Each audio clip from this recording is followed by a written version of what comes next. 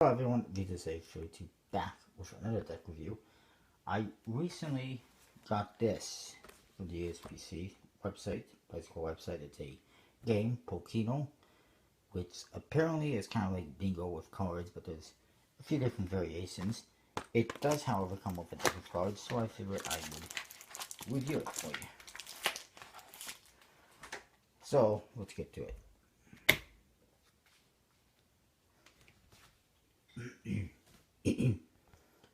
First thing I have to point out is it is in fact grid sized. It does say bicycle twisted since 1895 on top, and it says Pokino game cards. You see some of the faces, you see the tips and the board that come with it. It says bicycle Pokino on one side, and then on the other, same thing. Top, whoops, says Pokino on the bottom. Nothing. The back, kind of the back design, if I recall correctly, it says Pokino game cards. It's more or less the back design. On the flap, it says Pokino with a little trademark thing, and U.S. Playing Card Company, Cincinnati, Ohio, made in China. Yippee! And you can see that definitely not just standard tuck case from USPC, flimsy and everything. Made in China, of course, like it says. So yeah, the backs of the cards are a one-way. It says Pokino with blue and stripes, and I guess it's okay for what it is. I would have preferred like a poker-sized deck. As you can see, it is a smooth plastic coated finish, no embossing or aqueous finish. The ace of spades is that. All the cards have a big number or letter and a big pip, like super duper jumbo index. And nothing else. And you see the spade pip in the background as well. Oddly enough, the other aces also have the same pip, despite the fact that they're not spades. Not sure whose bright idea that was. The court cards are somewhat similar. The big super jumbo index, and you see the super jumbo image of the court card in the background. I'll just show you a few. And then the number cards, it's just the number of the index. Like I said,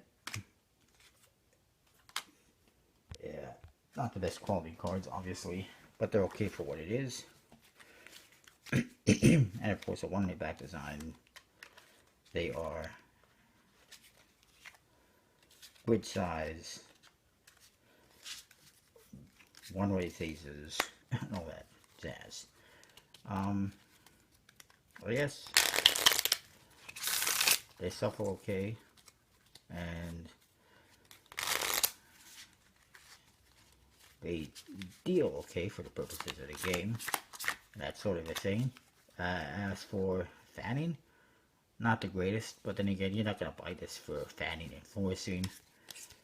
I'm not going to bother rating it on art or anything because it's, well, it's not the deck of cards that you're going to pull out and use for Magic or card tricks or playing poker.